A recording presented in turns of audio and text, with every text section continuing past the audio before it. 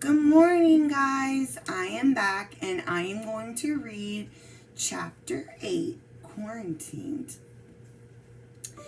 That night, after a long afternoon of powdering the animals and being sneezed on, even by the fire salamanders, who she didn't know could sneeze, Clover lay in bed and gazed at her memory wall, where she'd pinned up pictures of her past pets.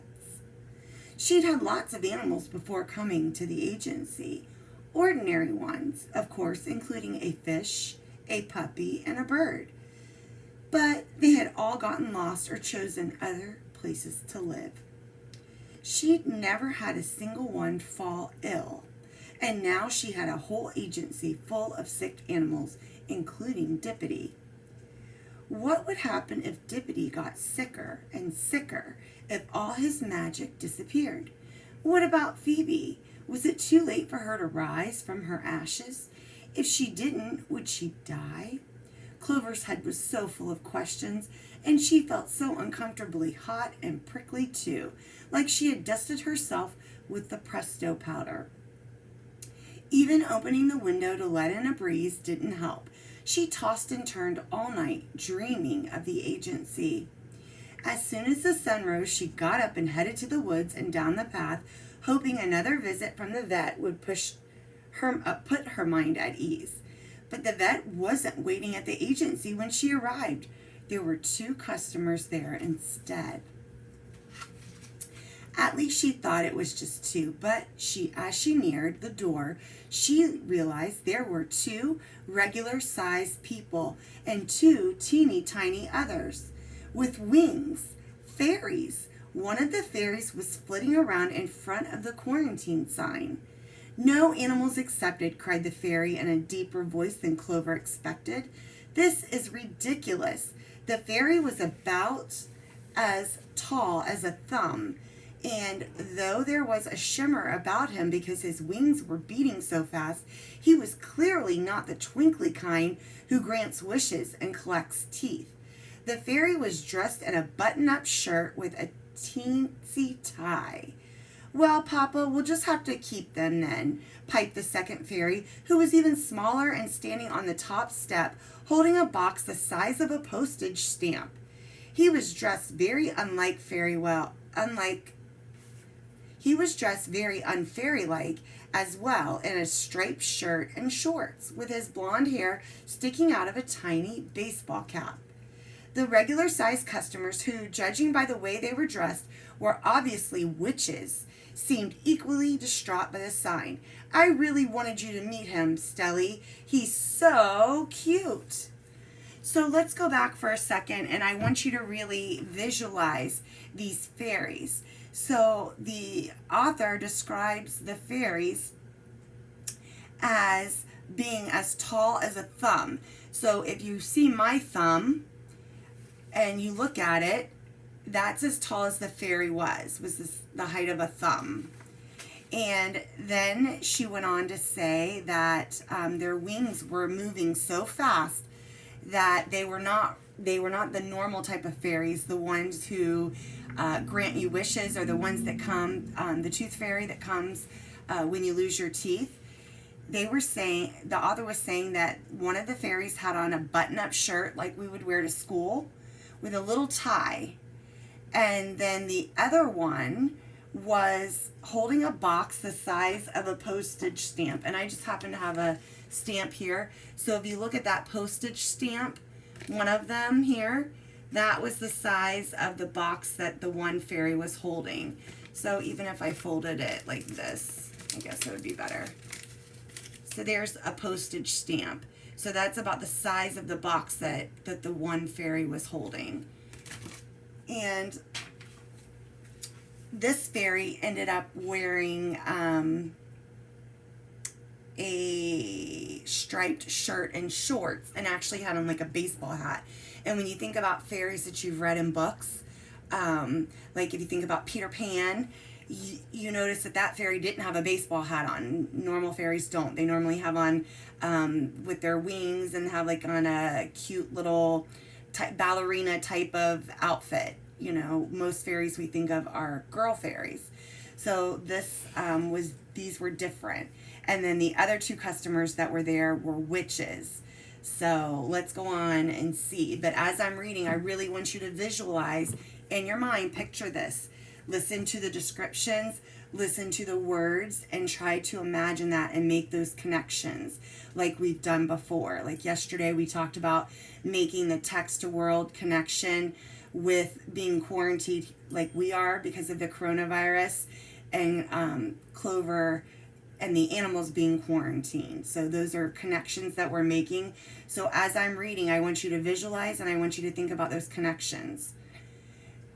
The other witch, presumably Stelly, sighed, "It's okay, Savvy, but I was really hoping to see those animals. I am just trying to get a cute pet like your Blizzy." "Savvy? Blizzy? It must be that witch who adopted Blizzard. What was her name again? Sabine?" Clover said at last. The customers turned around. It was Sabine, the witch Oliver had helped with an adoption. She was wearing a black outfit, patterned this time with cobwebs, and holding a bottle of lemonade. Her friend Stelly looked like she might be Sabine's twin.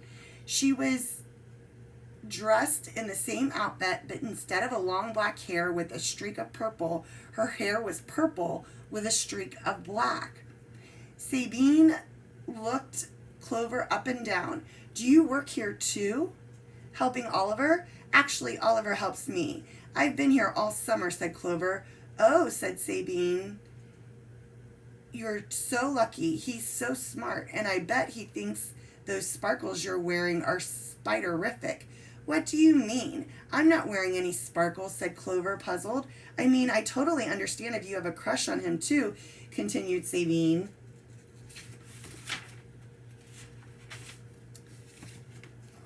"I don't," said Clover. Sabine just rattled on. "So what's going on? What's with the sign? Are the animals sick? What about Ollie? Is he sick?" Clover shook her head. "That's good, because I brought him some of my lemonade. I'm sorry, but the agency is closed.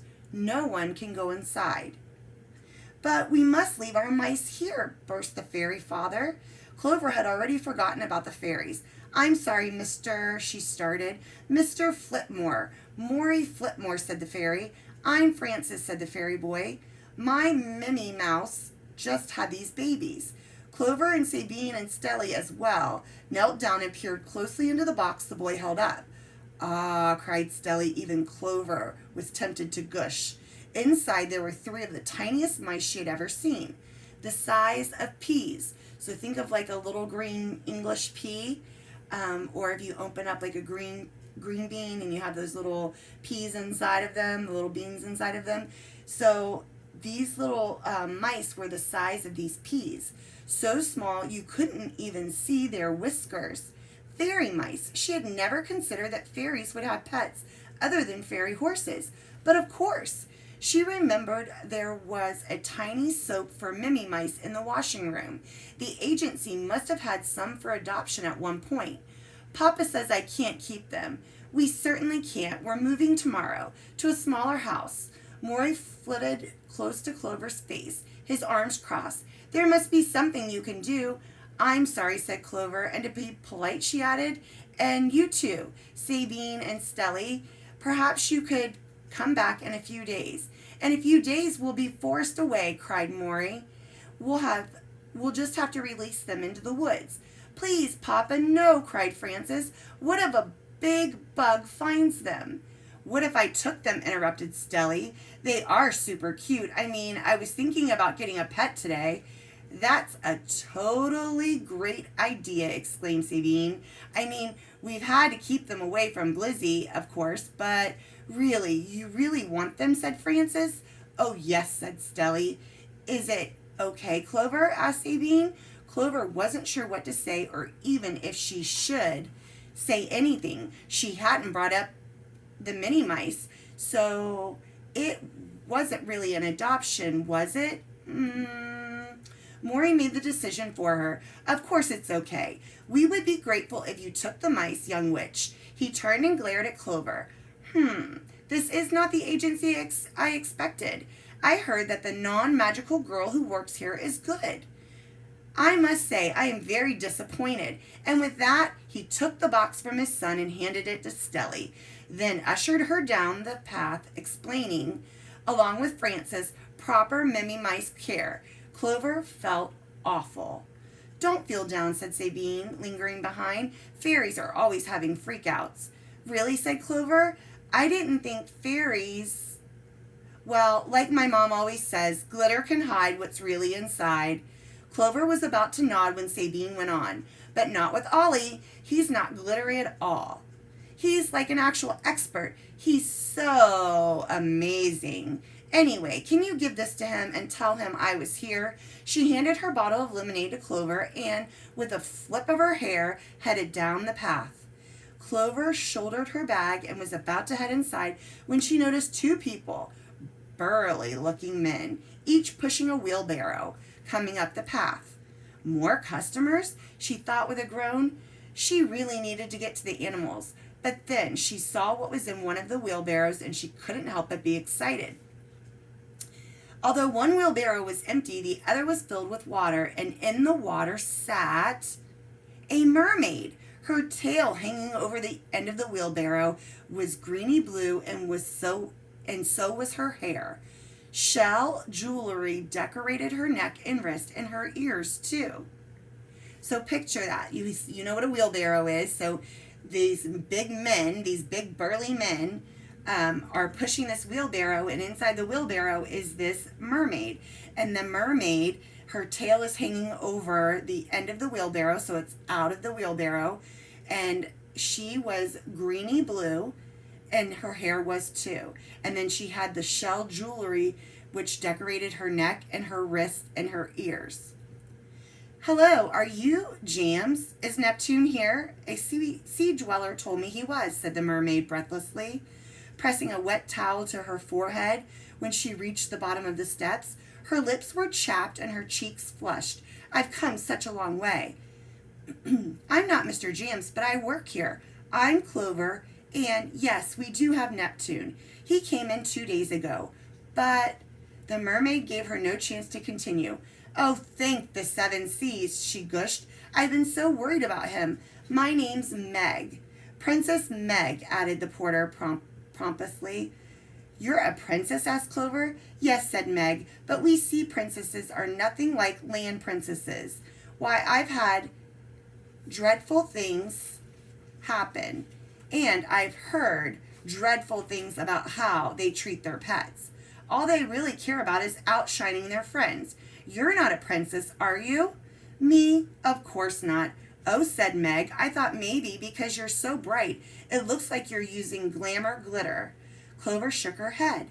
Why was everyone commenting on her looks? I'm not a princess, she said firmly. I'm just an ordinary girl, a volunteer here.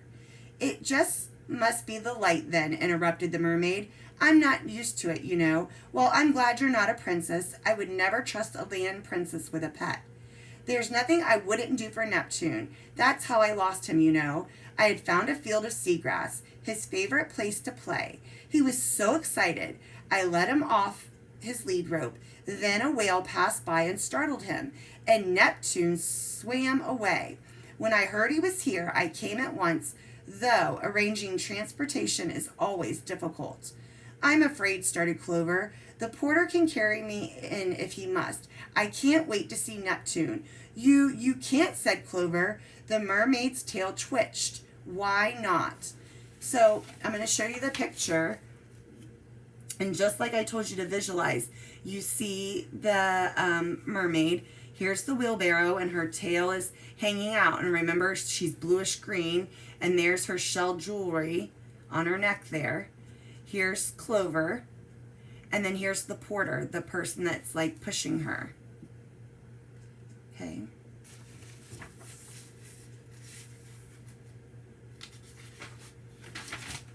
The agency is quarantined. Clover pointed to the sign. The animals are all sick, including your pet.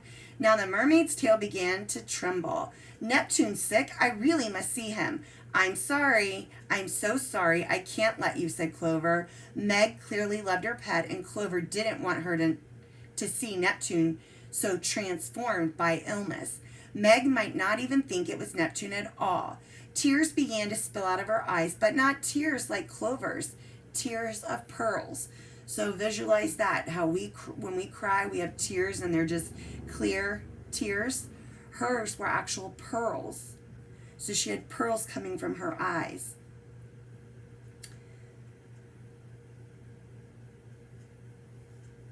It's not fair. You get to see him. The pearls fell to the ground, bouncing down the path.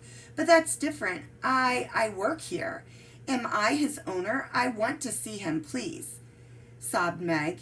I really can't. You're speaking to a sea princess, said the porter. What she commands must be obeyed. Clover gulped. Please, she sobbed. Please, please. Tomorrow, burst Clover. Come back tomorrow. Tomorrow Neptune will be better, I promise. The promise flew out of her mouth like an escaping bird. So think about that. There's a simile. The author is saying that the promise that Clover made to her, you can come back tomorrow and you can see Neptune, that came out of her mouth so quickly, just like a bird flying out when a bird's trying to escape and it flies away. And there was no getting it back. Her face burned, and she wished she had a cool towel like the mermaid, or a sea to sink into, but she didn't. All she had was the prickly hot feeling of making a promise she didn't know how to keep, even if it did make the mermaid feel better. Meg sniffled. Her tears stopped. Tomorrow, said the mermaid with a nod. I'll come back tomorrow. And so, with a final sniffle and a wave, she and her porters were gone, out of the sun and back into the shady woods, leaving pools of pearls behind them. All right, so that was the chapter 7, Quarantined, chapter 8, Quarantined, chapter 8. And your activity for chapter 8 is going to be, let me see here. If you could trade places with one character in the story, who would it be and why? So if you think about what we've read so far in the book, chapters 1 through 8, if you could pick one character to trade places with, so think about all of the characters that we've talked about. You have to go back, even if you have to go back and play some of the other videos to help you remember what we've read in chapters 1 through 8 and all of the different characters we've talked about. Picnic, Dippity, all of the different Tansy, like one of the fairy horses, Neptune, Clover, Oliver, the Knight, Mr. Jams, Dr. Nurch. You have now the fairies, you have the witches, you have the mermaid, any of those characters. So think about all the characters, and if you could pick one to trade places with, which character would it be and why? So that would be your reading response activity to go along with chapter 8. So again, all of the chapters now are uploaded to my YouTube channel. So there's chapters 1 through 8.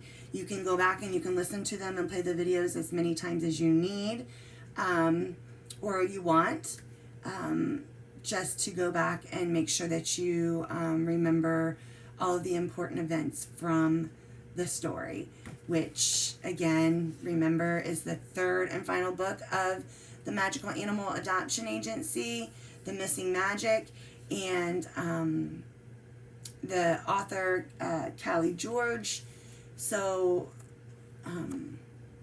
whatever you need to do to help you with that. But think about it really hard, because there are so many characters, and really, really think about which one, if you could trade places with, which one would it be? And then because of all the different events, why would you want to trade places with that character? And I will have my example for you posted on that assignment page for you to look at before you do yours. So until I see you again, from my heart to your heart, I miss you bunches. I miss you terribly. I hope you and your families are all doing very well. And if you have any questions or concerns, you know how to reach out to me. Bye.